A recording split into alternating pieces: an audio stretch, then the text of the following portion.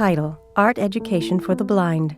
An art therapist prepares materials for an art workshop. When beginning an art project with students, teachers are encouraged to offer a variety of materials: beads, feathers, wood, old scarves.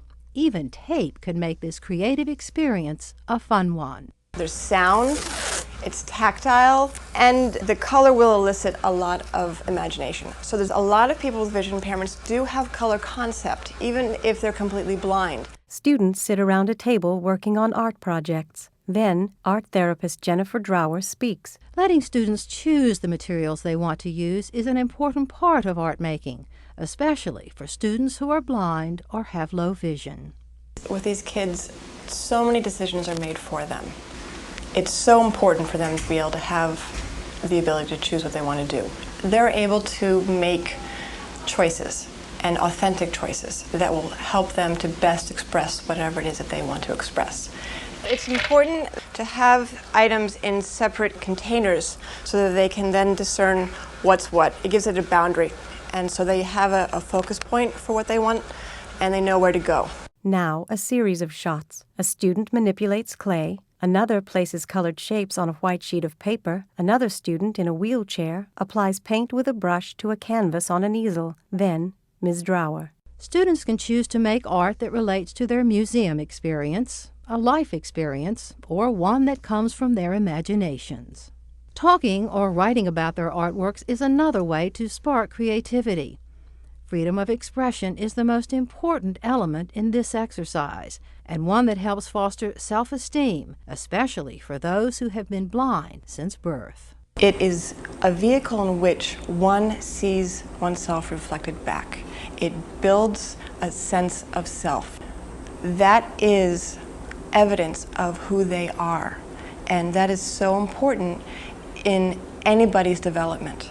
And often with people with vision impairments, it's difficult to get that feedback. Next, raised line drawing boards are distributed to students seated around a table. First, the narrator speaks, then museum instructor Leah Fox. Art making need not be complicated. Raised line drawing boards are a good way to begin. A raised line drawing board is constructed of a clipboard with a rubber surface covered by a plastic sheet. When writing on the plastic with a pen, the friction of the rubber against the plastic creates a raised surface. This way, the artist can feel what they have drawn. A boy holds up his drawing and beams. Then, a raised line drawing of two patterned dresses and a pair of high-heeled shoes. Next, Dr. John Kennedy of the University of Toronto speaks while holding a drawing of a woman in a chair, her feet on a step stool. Children who make art for the first time often show a great interest in this form of self-expression, and if encouraged, can learn to draw at a very early age. This is a drawing by a blind girl, aged 8. Why can't she draw so well?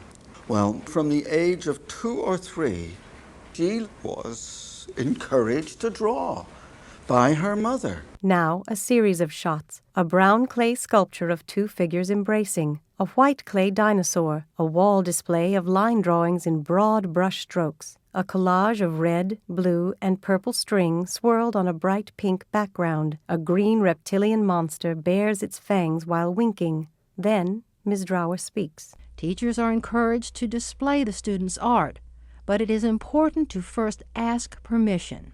A lot of what comes out in here may be very personal, as it is with any artist. And if I don't get their permission, then I wouldn't be respecting them as people. The most important aspect of any art-making class is very simple. Anything goes. In our sessions where they just focus on making art, it is all about them, and they can do nothing wrong. And that is the therapeutic part. There can't be rules in art making. It is something that comes from the soul. Copyright 2006, Art Education for the Blind.